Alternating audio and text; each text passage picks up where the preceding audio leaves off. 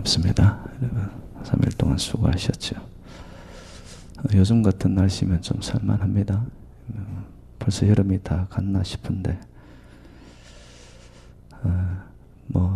저와 여러분들은 전천후 신앙인들이 되시기를 바랍니다. 좀 춥다고 움츠러들고 덥다고 그냥 시원한 곳에 가서 자빠질 생각만 하지 말고, 전천후 신앙은 환경에 관계없이 하나님의 은혜를 사모하는 자들입니다. 그죠? 여러분, 은혜 받은 자의 분명한 증거가 있다면 기도의 힘을 아는 자입니다. 은혜라는 것은요, 하나님이 우리에게 베풀어 주시는 하늘의 힘이거든요.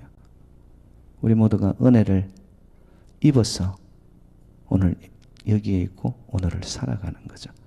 근데 그 은혜를 안다. 이 사람은 다른 말로 표현하면 기도의 비밀과 기도의 힘을 아는 자입니다. 이게 달리 표현하면 은혜의 사람은 기도의 사람이 되어야 된다는 거예요. 기도하지 않고 은혜를 받았다? 여러분, 불가한 이야기입니다. 또 은혜를 만났는데 기도가 없다? 그것도 말이 안 되는 겁니다. 내가 은혜로 삽니다. 그 삶의 신앙의 여정의 밑바닥에는 기도가 깔려서 가는 거예요. 여러분, 기도하면 하나님은 우리의 기도 소리를 들어 응답하시사 하나님의 능력을 베푸시는 줄로 믿습니다. 하나님은 유능한 사람을 찾지 않으세요.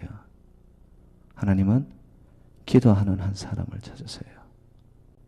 왠 줄 아세요? 하나님은 세상에서 능력이 있고 세상에서 가진 것이 있고 자기 잘났다는 사람에게는 하나님의 능력은 나타나지 않아요. 기도하는 사람은 자기의 연약함과 자기의 모순과 자기의 부족을 아는 자이죠. 그러니까 그 연약한 곳에 하나님은 능력을 부어주세요. 우리가 왜 기도해요? 왜 은혜가 필요해요? 우리 힘으로는 불가하니까.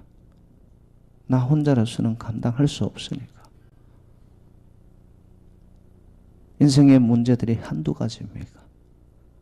그 숱한 문제들 앞에서 내 혼자 아동바동 해봐야 이 인생의 산을 못 넘어가는 거예요. 오늘 저희들 찬양 불렀잖아요, 여러분. 나의 힘이고 나의 요새시고 피난처 되신 하나님, 환난 중에 우리의 힘과 도움이시라. 나의 도움이 어디서 올꼬? 천지를 지으신 여호와에게서로다. 아멘이세요, 여러분?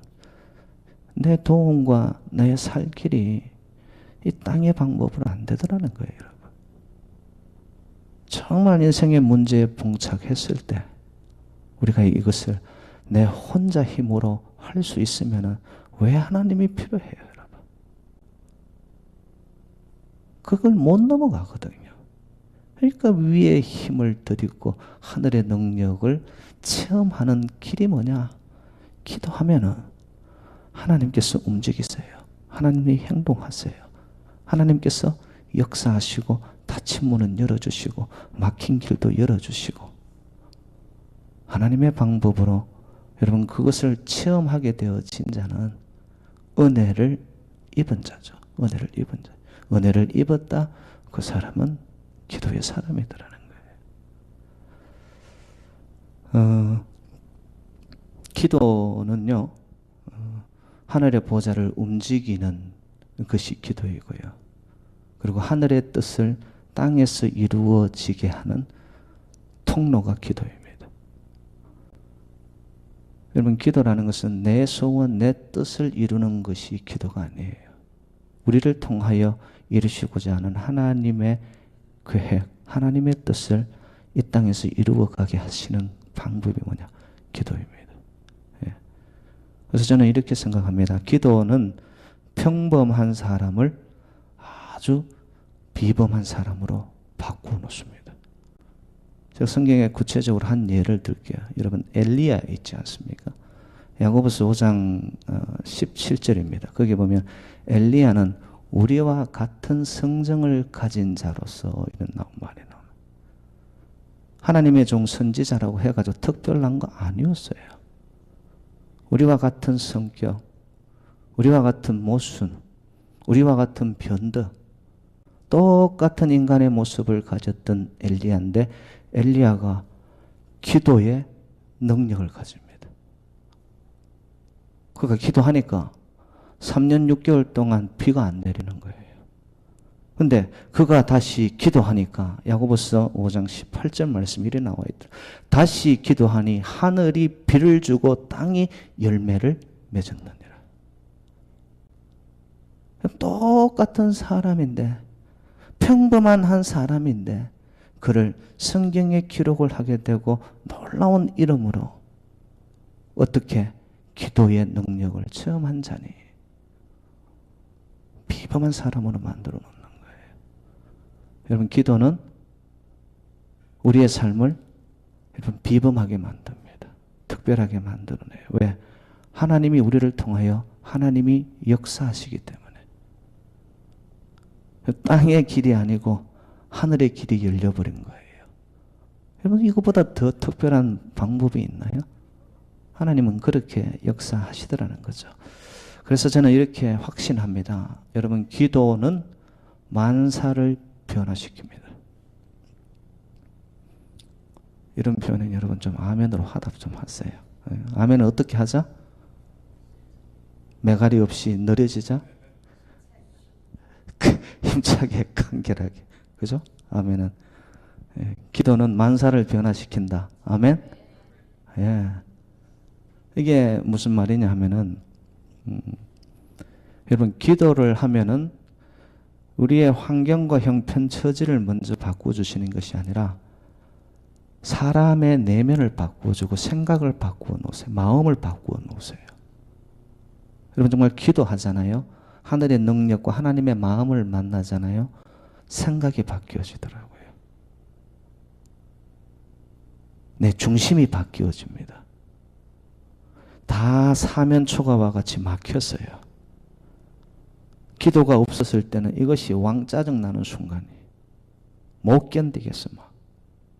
근데 기도하고서 그 사면초가의 상황에 던져졌는데 보니까 그것이 감사가 돼요. 생각이 바뀐 거예요. 마음이 바뀌었어요. 그런데 바뀌어진 변화된 그 사람이 환경을 변화시켜 가는 거예요. 그래서 저는 확신합니다, 여러분. 기도는 만사를 변화시킨다. 만사를 변화시킨다. 예.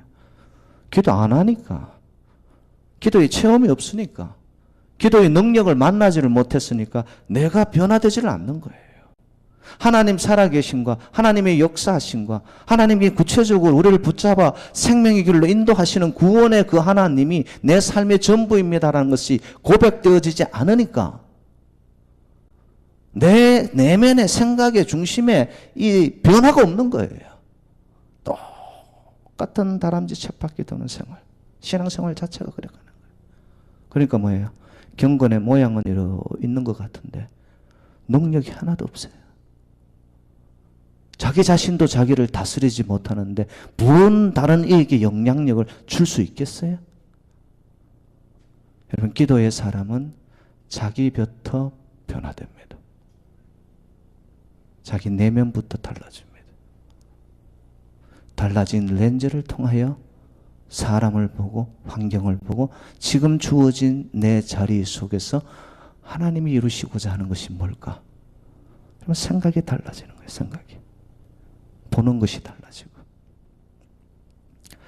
여러분, 오늘 본문의 말씀 말입니다. 참 저희들에게 기도의 능력을 명확하게 보여주는 말씀입니다. 오늘 19절로 한번 가봅시다. 19절 우리 다시 한번 읽을까요? 19절 시작. 진실로 다시 너희에게 이르노니 너희 중에 두 사람이 땅에서 합심하여 무엇이든지 구하면 하늘에 계신 내 아버지께서 그들을 위하여 이루게 하시리라. 여러분, 말씀은 약속이고 말씀은 성취되고 이루어짐을 여러분 믿으세요? 하나님의 말씀은요, 거짓이 없어요. 하나님의 말씀은 거기에 하나님의 생명이 걸린 거예요. 하나님의 이름이 걸린 거란 말이에요. 이런 말씀이 우리에게 주어질 때 여러분 하나님 앞에 내어밀 청구서로 여러분들이 잡으란 말이에요. 하나님 말씀하셨지 않냐고. 무엇이든지 구하면. 근데 거기에 하나 단서가 붙었어요. 합심하여. 여러분 두세 사람이 모이든 아무리 수천 명이 모여있든 간에 그 마음들이 그냥 가뭄에 논바닥 갈라지듯이 나누어져 있어요. 생각이 너무 많아요. 초점과 집중을 이룬 게 없어요. 여러분 그 기도는 당연히 상달되지 않는 거예요. 이게. 오늘날 시대의 특징이 뭐냐? 전부 자기가 잘났다는 시대입니다. 두 사람 중에도 마음이 하나가 되어 한 마음에 한 뜻을 이루기가 어려운 시대란 말이에요. 하나님 말씀이 뭐라고 하세요? 땅에서 합심하여. 우리의 마음을 묶어주고 하나 되게 하는 역사는 누가 도우시나요? 여러분 우리가 엎드릴 때 성령님이 우리에게 임할 때 우리의 마음은 나도 모르게 울퉁불퉁하고 각졌던 것들이 성령의 뜨거운 역사가 임하면서 여러분 부드러워지고 둥글둥글해지고 모두가 하나가 되기 시작합니다. 여러분 사도행전이 성령행전 아니에요? 그들이 모여서 함께 기도할 때에 성령이 바람처럼 성령이 불처럼 각 사람의 머리 위에 임하면서 그들에게 나타났던 하나의 특징이 있습니다. 한 마음 한 뜻을 이룹니다.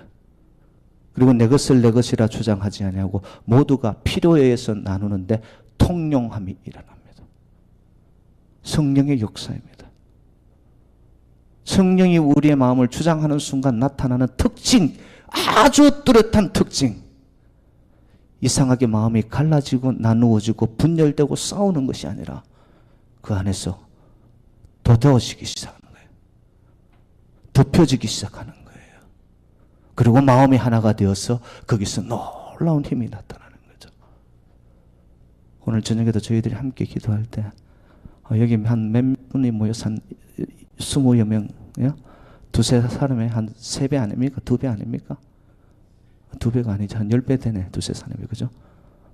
자, 여기서 여러분 우리 마음이 성령 안에서 하나가 되어 하나님 앞에 우리의 기도를 올려드리면 우리의 기도를 하나님이 들으신다 안 들으신다? 들으시고 이루게 하실 줄로 믿습니다. 내 마음이 자꾸 인간적인 것에 붙들리게 되어지는 동안에 우리는 그것을 넘어서지를 못해요. 인간의 틀을 넘어서지를 못한단 말이에요. 이상하게 하나님은요. 하나님의 일을 이루시기 전에 먼저 우리에게 하시는 요청이 있습니다. 이상하게 하나님은 우리를 먼저 기도를 시키세요. 어떤 일을 하기 전에. 오늘 말씀 18절이 그거 아니에요. 무엇이든지 너희가 땅에서 매면 하늘에서도 매일 것이요 무엇이든지 땅에서 풀면 하늘에서도 풀리리라. 여러분 시작점이 어디에 있습니까? 이니시어티브가 어디에 있어요? 누구에게 있어요? 땅에 있어요. 땅에 지금. 땅에서 너희가 기도하고 땅에서 너희가 울부짖으면 내가 듣고 응답할게. 하나님의 방법이에요. 하나님은 우리의 기도 소리를 듣기를 원한단 말이에요. 땅에서 먼저 메고 땅에서 먼저 풀 건 풀고 마음속에서 묶여있고 마음속에서 닫혀져 있고 마음속에서 얼음덩어리로 내가 안고 있는 이 모든 것들 기도한다면서 그런 것을 안고 있는 거예요. 내가 내 마음속에 있는 이 담장 하나를 무너뜨리지 못하는 거예요. 여러분 누군가를 향한 미움이 내게 있는데 그 기도하면 풀어질까요? 하나님은 그렇게 말씀하지 않습니다. 너 마음에 그런 게 있느냐? 기도 가운데 그 마음에 부딪혀오면 내가 먼저 풀어야 돼요. 여러분. 용서하고 하나님, 예수님이 그러시지 않습니까? 예배 드리러 오는 것보다도 너가 누구와 불화한 것이 있느냐? 헌금을 너 자신을 여기에 두고 먼저 가서 그것부터 해결해라. 근데 참 우린 그게 안 되더라고요, 여러분. 풀 걸 풀고 매듭 이것이 꽉 묶여져 있는 것 자체를 내 스스로가 먼저 마음에서부터 녹여내야 돼요, 여러분. 나와 내 스스로가 소통이 안 되고 통하지를 않는데 어떻게 하나님하고 통하겠어요, 여러분? 하나님은 그걸 아시는 거예요. 그래서 이 똑같은 말씀을 마태복음 16장에 보면 여러분 베드로에게 말씀합니다. 근데 베드로에게 말씀할 때는 16장 19절에 보면 하나의 말씀이 더 붙어 있어요. 내가 내게 무엇을 주리니? 천국 열쇠를 주리니 라고 이야기합니다. 이게 뭐예요? 기도하기 전에 우리가 먼저 해야 될 부분들을 하나님 앞에 다 나 자신을 돌아보면서 하나님이 저에게 일러주고 회개케 하면 그거부터 풀 건 풀고 그러면 천국의 열쇠를 우리에게 주는데 열쇠가 돌려야죠. 돌려야지 열리죠. 그 축복을 받을 수 있는 돌리는 길이 뭐냐? 기도하는 거예요. 오늘 저녁도 여러분이 먼저 기도하기 전에 내 안에 맺혀져 있는 것은 뭔가? 내가 먼저 풀어야 될 부분은 뭔가? 내가 용서로서 먼저 그 자체를 하나님 앞에 회개하며 나타나야 할 기도의 부분은 뭔가? 여러분 그거 먼저 생각하세요. 그것이 해결되면 인간의 방법이 아닌 놀라운 하나님의 방법으로 기도하는 자, 완전히 마음과 마음에서 소통이 뚫려져서 하늘을 향하여 기도가 상달되어 막 향연처럼 올라가는 기도가 되어질 때 여러분 하나님은 놀랍게 역사하세요. 제가 한 사람만 예를 더 들고 말씀 마치겠습니다. 저와 여러분들은요 돈의 힘은 알아요. 돈의 힘은. 그러니까 돈을 소중히 여기는 거예요. 그리고 우리는 지식의 힘을 알아요. 가방끈 긴 사람들 앞에 서면 왠지 모르고 내가 주눅 들고. 그리고 권세 이런 힘을 알아요. 세상에서 권력을 가져본 사람들은 좌지우지하는 힘이 있거든요. 근데 이상하게도 성도라고 하면서 돈의 힘도 지식의 힘도 권력의 힘은 아는데도 기도의 힘은 몰라요. 그러면 안 된다는 거예요. 열왕기하 18장에 보면은 그게 여러분 히스기야 왕이 나타납니다. 히스기야 왕이 통치하는 그 시대 때 아수르 군대 18만 5천 명이 대군을 이끌고 사네립이라는 왕이 그 군대를 이끌고 쳐들어옵니다. 속수무책입니다. 이길 힘이 없어요. 근데 그때 히스기야 왕이 처음에는 어떤 방법을 택하냐 하면은 그 아수르 왕 사네립하고 협상 테이블을 만듭니다. 만나가지고 이야기하자. 무산됩니다. 그걸로 안 되니까 뇌물 작전으로 나갑니다. 아수르 왕에게 가가지고 은과 금을 가지고 가서 그의 마음을 회유시키려고 합니다. 무산됩니다. 이것도 저것도 안 되니까 히스기야 왕이 인간적인 방법으로 애굽의 원정을 청합니다. 이 길도 막혔어요. 마지막으로 아수르의 사네립 왕이 최후 통첩을 내리는 거예요. 항복서를 받기 위해서 너 항복해라. 이때 히스기야 왕이 어떻게 했을까요? 그 최후 통첩의 항복서를 들고 하나님의 성전에 가서 엎드립니다. 그때 하나님이 뭐 모르시는 게 없이 전지전능하신 하나님이 그 중심을 보시고는 주의 종 이사야를 보내가지고 너 걱정하지 말아라. 그 기도하는 히스기야 왕의 간절함을 하나님이 보신 거예요. 그래서 여러분 열왕기하 19장 35절에 이런 표현이 있었습니다. 하나님의 방법을 여러분 한번 보세요. 이 밤에 여호와의 사자가 나와서 아수르 진영에서 군사 18만 5천 명을 친지라 아침에 일찍이 일어나 보니 다 송장이 되었더라. 18만 5천 명이 하룻밤 사이에 우리를 엄습하여 먹으려고 삼키려고 우리를 괴롭히려고 어떤 수많은 사탄의 세력들, 어둠의 세력들, 죽음의 세력들이 기도하는 한 사람, 기도하여 하나님 전에 엎드려 주님과의 소통을 이루어 하나님이 내 음성을 듣고 나니 하나님이 밤새 우리의 손가락 하나 안 움직였는데, 인간의 손가락 하나 안 움직였는데 하나님의 사자들을 보내셔서 오합지졸로 만들어 여러분 송장이 되게 만들어요. 하나님의 방법입니다.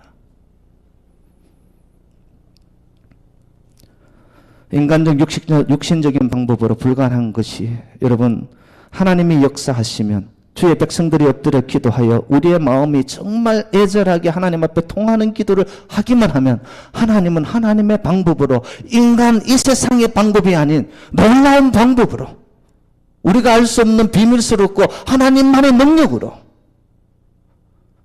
여러분 하나님은 하나님의 일을 해나가시는, 지금도 살아계신 역사하시는 하나님이신 줄로 믿습니다. 여러분 두세 사람의 힘이 약한 건가요? 우리는 뭔가가 대단해야 된다고 믿습니다. 교회 자체도 뭔가가 보일 게 있어야 된다고 생각합니다. 하나님의 말씀은 그렇게 이야기하지 않아요. 너가 얼마나 많은 군대가 있느냐, 네가 얼마나 많은 신자들이 있느냐, 하나님은 그것을 카운트하지 않아요. 두세 사람이라도 주의 이름으로